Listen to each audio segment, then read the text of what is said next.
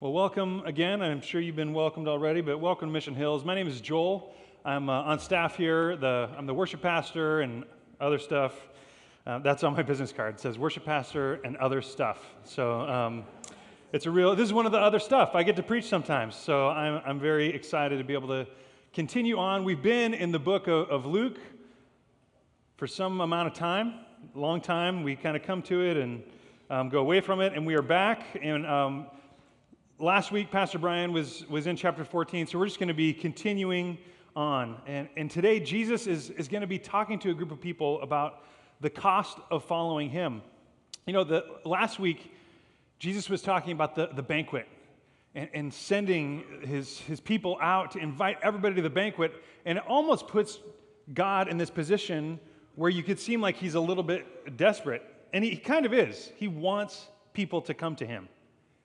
But it doesn't mean that once we're part of the banquet, that he doesn't expect anything of us. And so Brian got to tell you the happy part last week, and then I get to bring like the expectations this week. That's how it's going to work out. But Jesus wants us to know the cost of following him. You know, and we want to know the cost of lots of things. You know, before we agree to follow Jesus, we want to know what it costs. But in daily life, we're making these kinds of decisions. We're evaluating, is it worth the cost before you choose a career, right? When some of you, a long time ago, you were trying to decide, what do I want to do? Some of you right now are in that place where you're like, what do I want to do with my life? Well, you need to know what the cost is before you do that. You know, what kind of schooling? How many hours are you going to be working? What's family life going to be like? What's the trend, right, of this kind of career? We take into account all kinds of things before we make a major decision. Before you make major purchases, right? You wouldn't go buy a car without thinking about how much it costs and how much it's going to impact you before you take vacation. This week, I got offered a free vacation that I turned down. Right? Because was it free? No. And I had asked the guy on the phone enough questions where I'm like, honestly, I hear what you're saying, man, but I'm just not interested. And he's like, I'm offering you a free 3-night stay at any city in the world. And I'm like, yeah, it's not worth it. It's not worth nothing? I'm like, no, yeah, it's not. Because you know that there's a bunch of hidden stuff. It's not nothing, or it's going to be horrible, or I'm just overly cynical and I missed out on the best vacation of my life. But for me, the enjoyment of something, the satisfaction of something, is directly tied to how much it costs. When my wife and I first got married, we did not have a lot of money, not like now, you know. I mean, back then, we had a really tight budget, and we made it work. I was still in school full-time. I was leading worship part-time at a church in Orange. She was a bookkeeper for a company, and we were just barely making it. Every month, we had $3 a month each of personal spending money. So that's like eating out with friends, like saving up for something we want, $3. So we would go to the bank every month, and we're doing our little transactions, putting everything where it goes, and we'd hand each other $3 and be like, no questions asked. You know, do whatever you want. Well, during that, no receipts, nothing, just spend it, you know. But during that time of life, I had to learn the difference between shopping and buying. I didn't know they were different categories. So we would go to the mall. It was free to walk around the mall. And Colleen would go into Pottery Barn. I mean, I can remember this like it was yesterday. It was 15 and a half years ago, but I mean, like it was yesterday. We're in the Pottery Barn, and she would walk up to some dish or something, and she'd be like, oh, what do you think about this? And I'd just be like, I hate it. What do you mean? We can't afford that. She's like, I'm not asking you if we can afford it. I'm asking you, do you like how it looks? I'm like, it has a cost, and I hate it. You know, it doesn't matter. I'm not interested in it. She's like, I'm not asking if you want to buy it. I'm like, what are we doing in this store? What? You know, I'm just like, my stress level was just beyond belief. I'm like, we're going to lose all of our money buying kitchenwares and bedspreads, and I'm stressed right now. Just Just thinking about those days.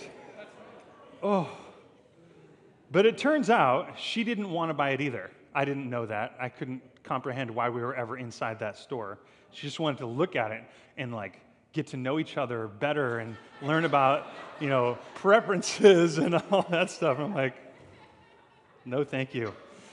So Jesus, similarly, Jesus is inviting people to the banquet, right? He's saying, come be part of God's family.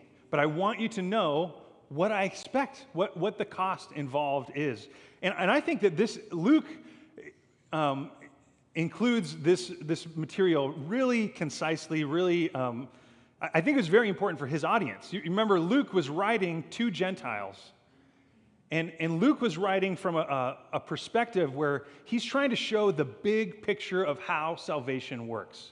So Luke uses the word salvation more than any other gospel writer. He uses the word save more than any other gospel writer because he's trying to show this picture of he's writing to people that didn't grow up with Jehovah. Right? They grew up as Romans. They grew up with the pantheon of gods. They grew up with a different mindset. So he's trying to explain the whole system. So it makes sense if Jesus did any teaching on this is what the cost is, that he would want to include that so they understand what they're jumping into. It was something new to many of his readers.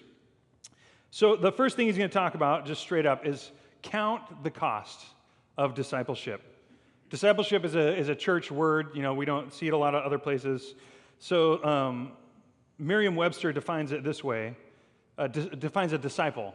A disciple is one who accepts and assists in spreading the doctrine of another, right? So if we are a follower of Jesus, we are accepting his doctrine, right, his teaching as true, and we are also, part of being a disciple is assisting in spreading that doctrine.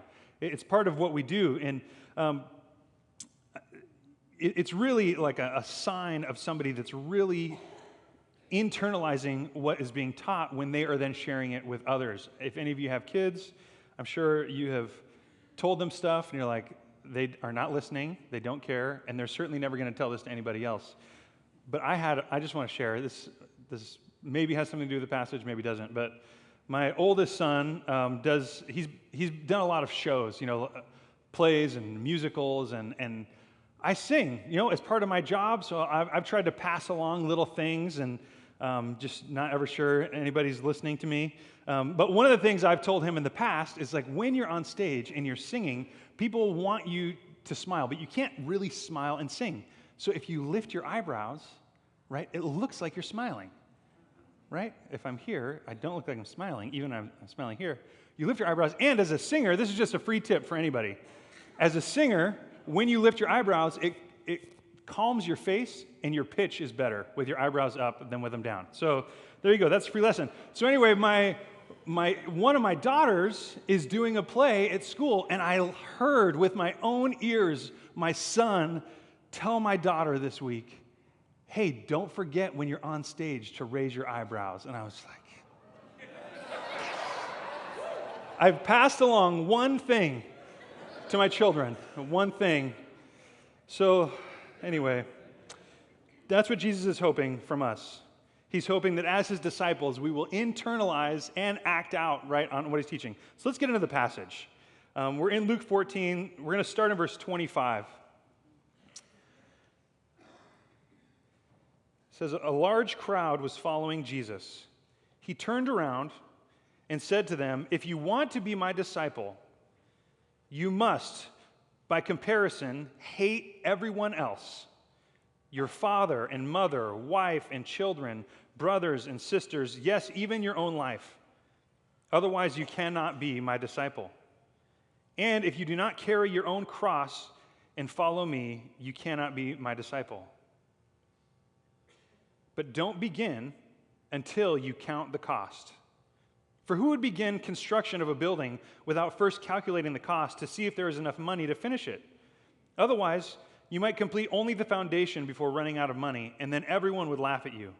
They would say, there's the person who started that building and couldn't afford to finish it. So we're going to start there. He's asking us to count the cost. Now, for some of you, this passage might be challenging or weird to understand. For others of you, you're like, oh, I already hate my father and mother and wife and children and brothers and sisters. It's like, this is the easiest passage to apply ever. But it's not exactly what he's saying, right? We'll get there. We'll get to that place. And you might notice in some of your translations, this is New Living Translation, they kind of editorially added in the by comparison. If you see a difference, we'll talk about why it's a completely legitimate way to think about it. Jesus isn't technically saying, to be my follower, you must like actively hate and hope for ill and pain for your brothers and sisters and parents and wife and family.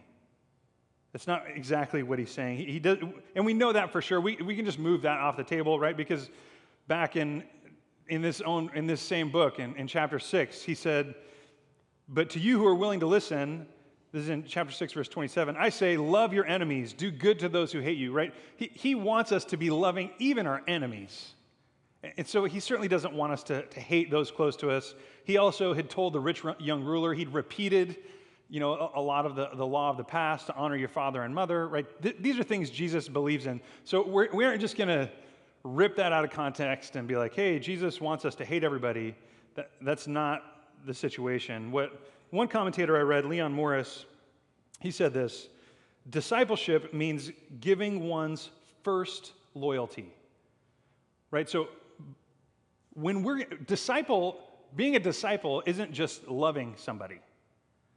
Being a disciple involves following.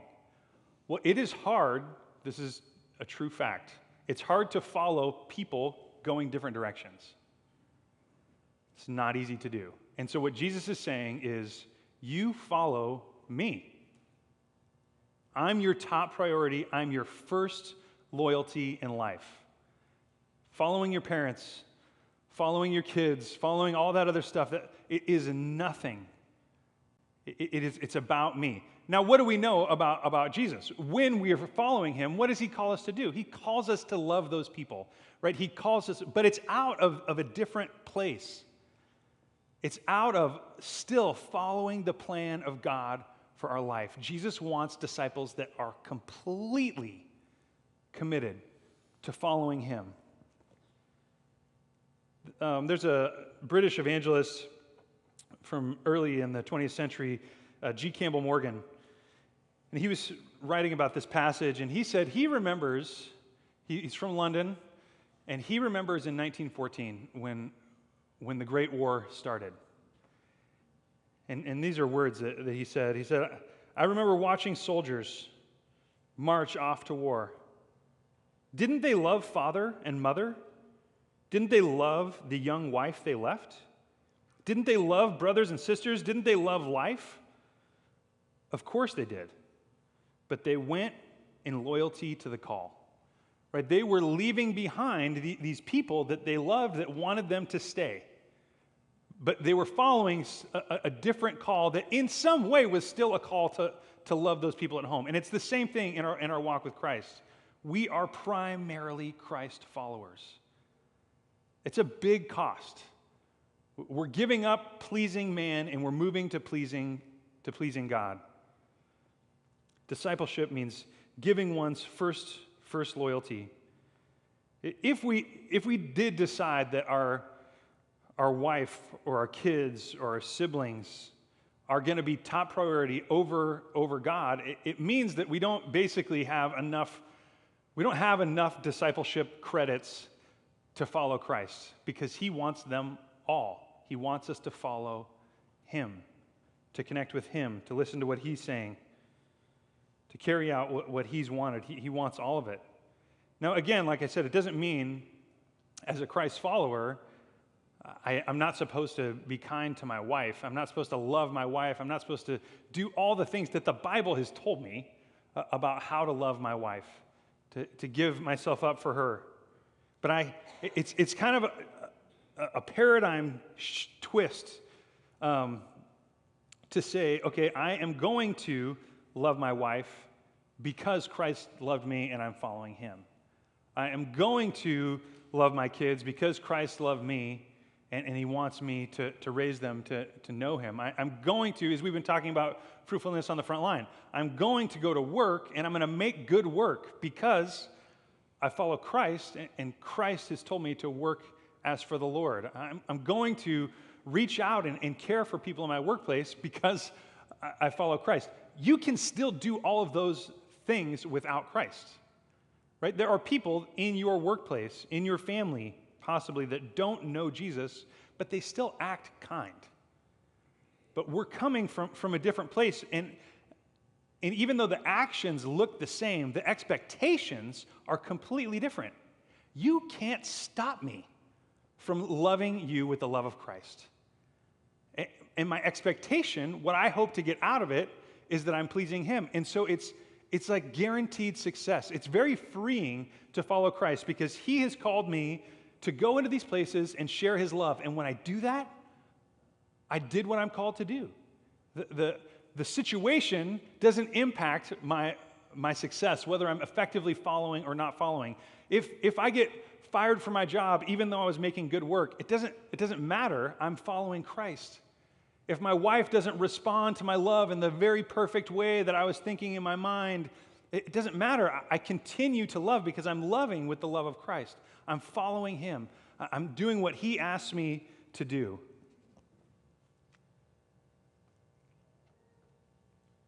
The other thing on the subject of human relationships, if you are like essentially idolizing your parents or wife or kids, they don't want to be your everything. It's a lot of pressure, right?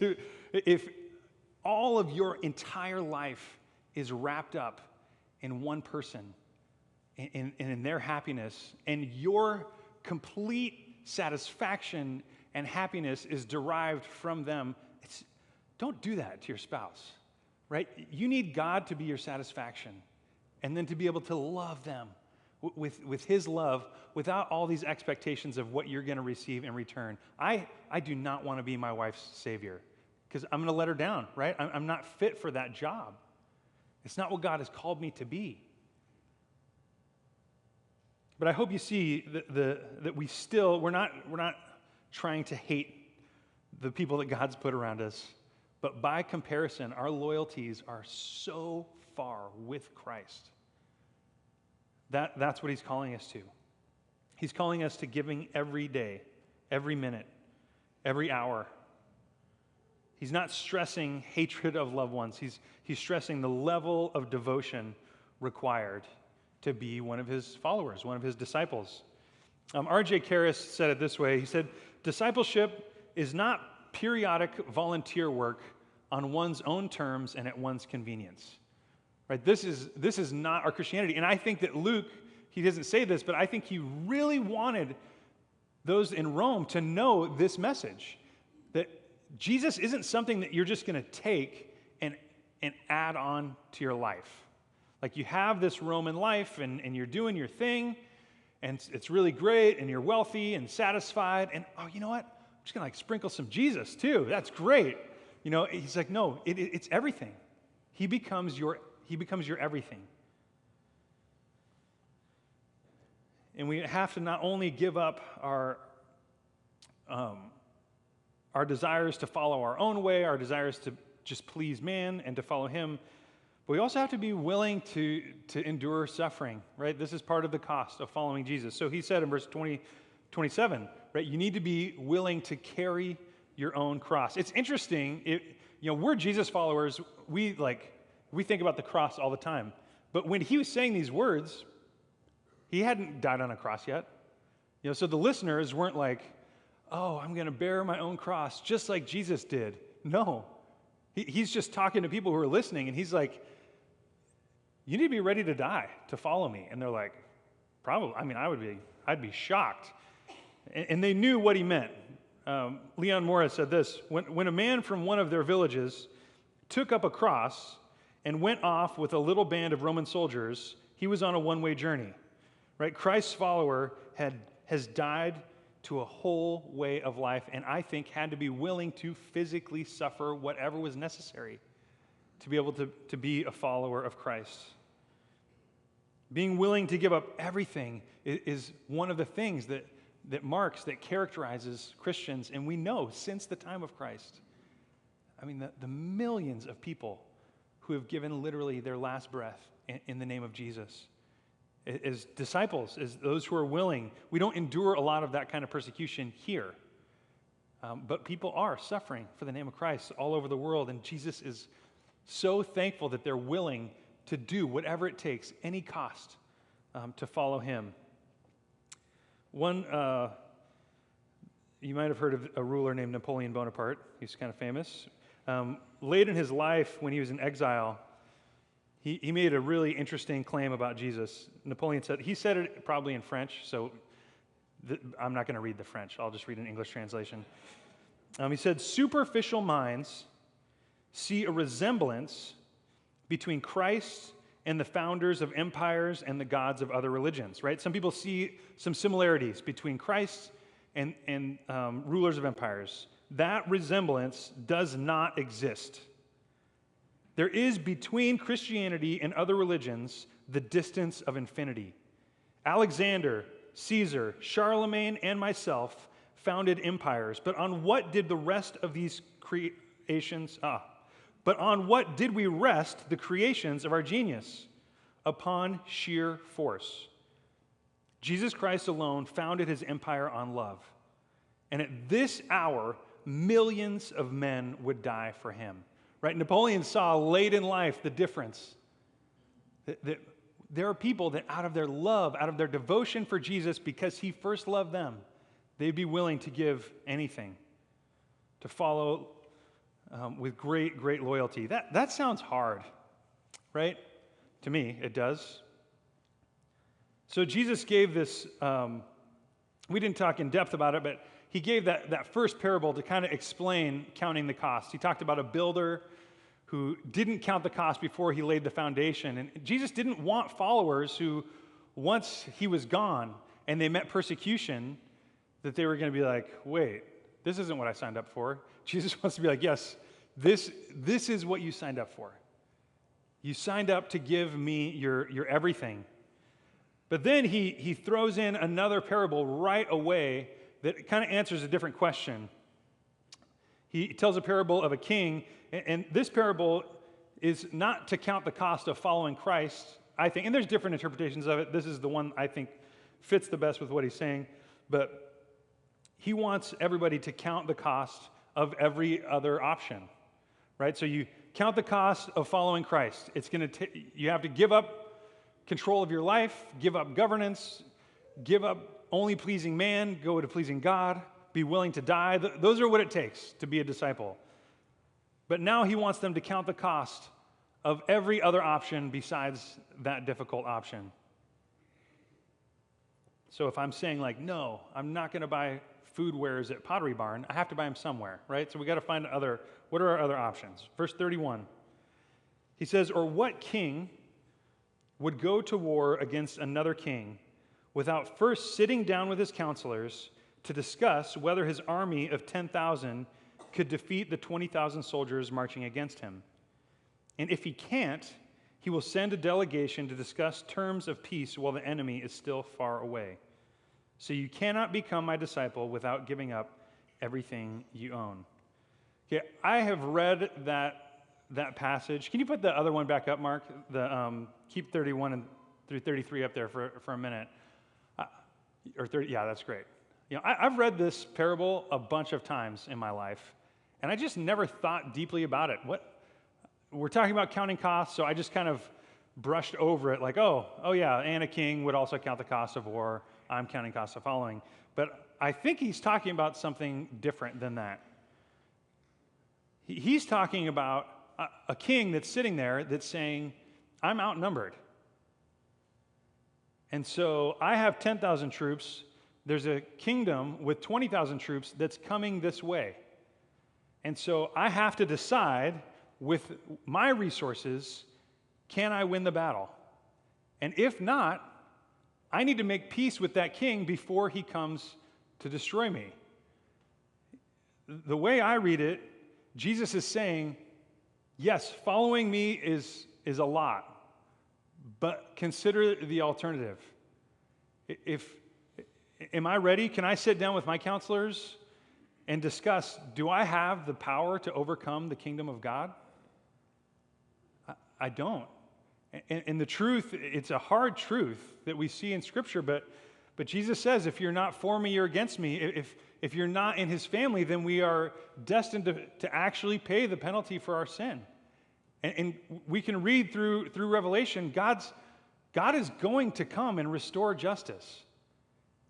I believe that the interpretation of this parable is that it's God's army is the 20,000, and we're sitting with the 10,000. And so Jesus is like, yeah, it might be a lot to follow me. It might be day by day following me, listening to me, receiving my love, and sending my love to other people, being willing to die. But every other option is certain death.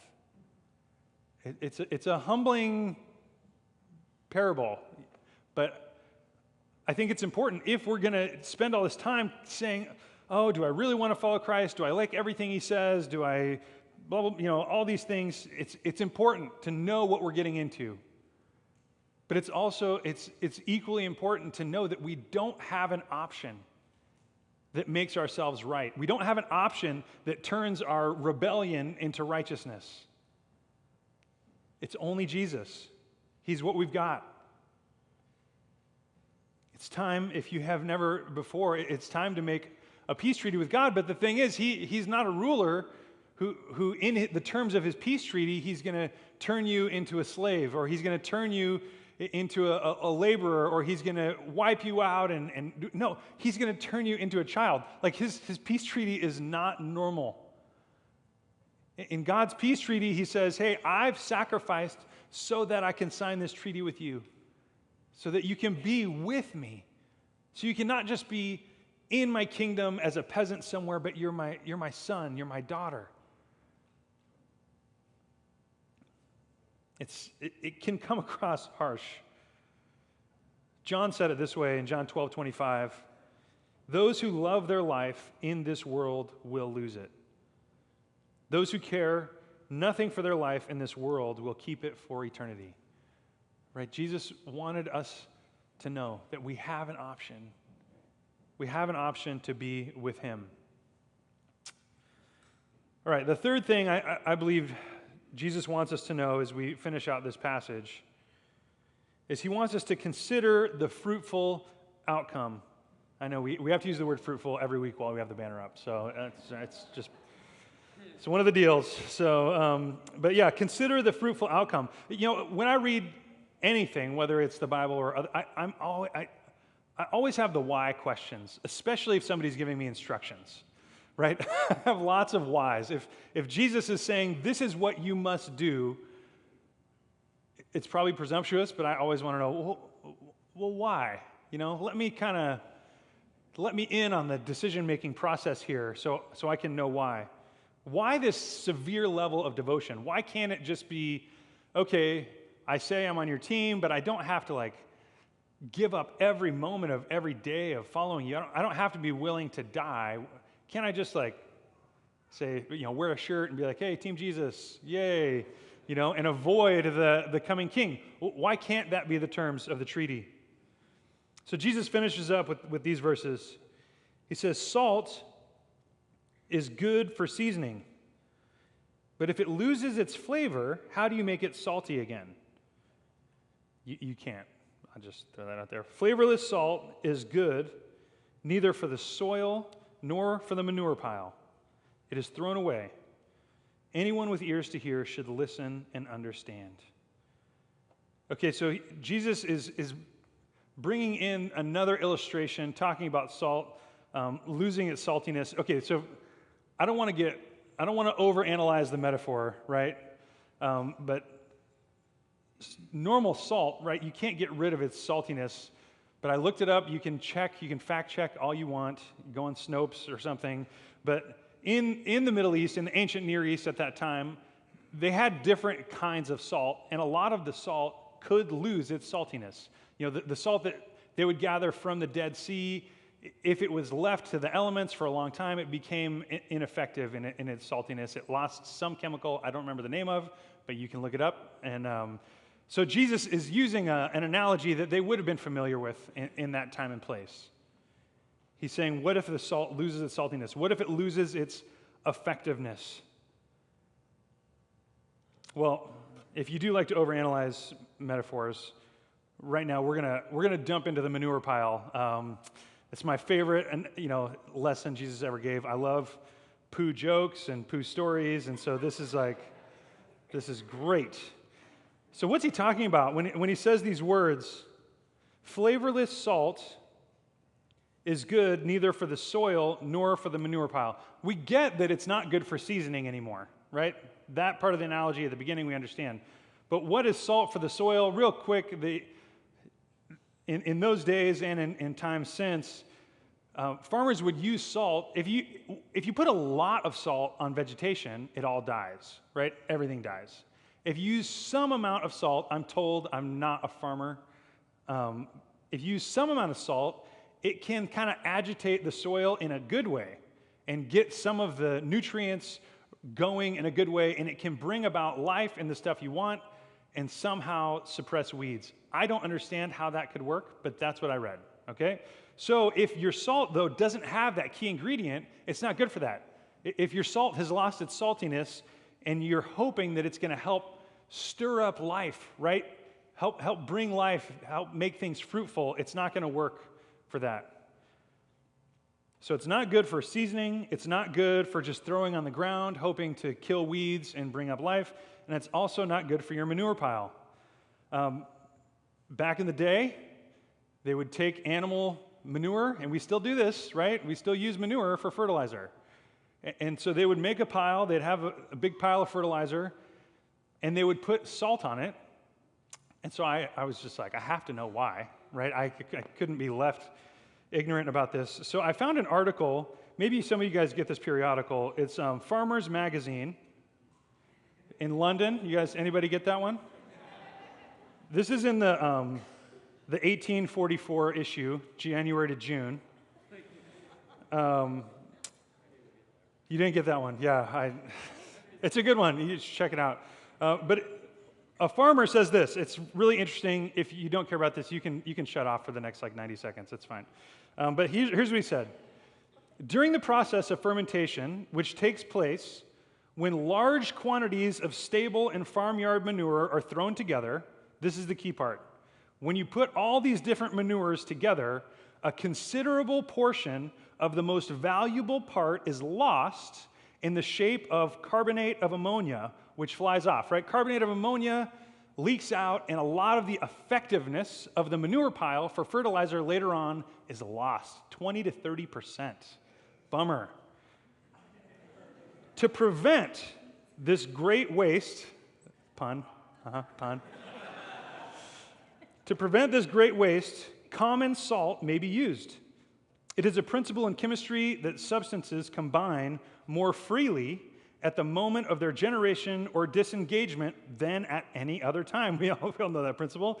The chloride, okay, so here we go. The chloride of sodium, or common salt, immediately when you put it in the manure, unites with carbonate of ammonia as it is formed, and a double decomposition takes place, producing two new products. So you put the salt, and it mixes with the carbonate of ammonia, and you get muriate of ammonia and carbonate of soda. You get two new products that stay, and they keep the effectiveness of your manure pile. Isn't that exciting? Yes.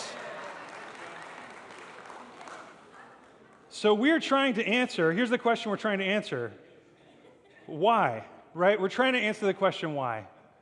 Why does Jesus want such severe devotion to him? And the reason is that he wants us to be useful.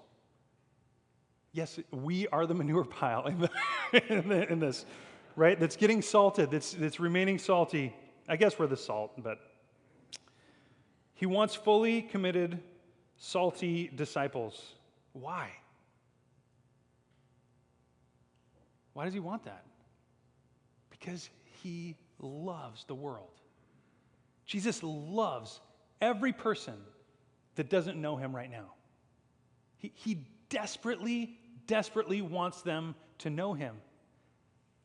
And the plan of God is that his Holy Spirit would fill individuals and that we would be the salt of the earth and that we would go around preserving humanity by sending his love. And so Jesus is like, if you're going to be my disciple, do what I say. Why? So that he can watch like little Jesus robots doing everything he told him to do? No, because he wants us to spread his love to humanity.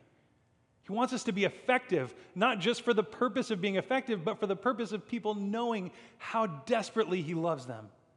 For the purpose of people growing in faith and being stronger, being fruitful, and letting more and more people know of his incredible love for him. And when we are salty, effective, chemistry-producing followers of Jesus Christ, things grow. And when we look more like Christ, when we act more like Christ, people know what he's like and they're more drawn to him. I coach, I've done a lot of youth basketball coaching. And I had one season with, they're probably 6-year-olds, maybe 6 and 7-year-olds. And I'm the coach. I take pride as a coach, and I try to pass along 3 things to the kids. 1, some basic skills. 2, I want them to love the game and to want to come back. That's like really important at that age. I'm not training them for the NBA at 6. I want them to like basketball and want to engage in it in the future. And 3rd, sportsmanship. It's really important to me that I have a team that's like learning some basic skills, that loves basketball, and that is like kind to other people. They're sportsmen's. That's not a word. So anyway, I had my first week, this was years ago, but my first meeting with the team, and we have our first practice and our first game. And so I get the kids, we're in our first little huddle, we're talking, and this one kid is like, hey, coach. Last season, my team was undefeated. I was like, wow, we don't keep score. Great job. I said, oh, yeah, that's interesting. We don't have a scoreboard. And he's like, oh, my dad keeps score on his phone. It's like, which one's your dad? I think, okay. Keep my eyes out. I think we've got like a hyper person, a devoted person here as a parent of our team. So anyway, the games start. We have practice. We have the game.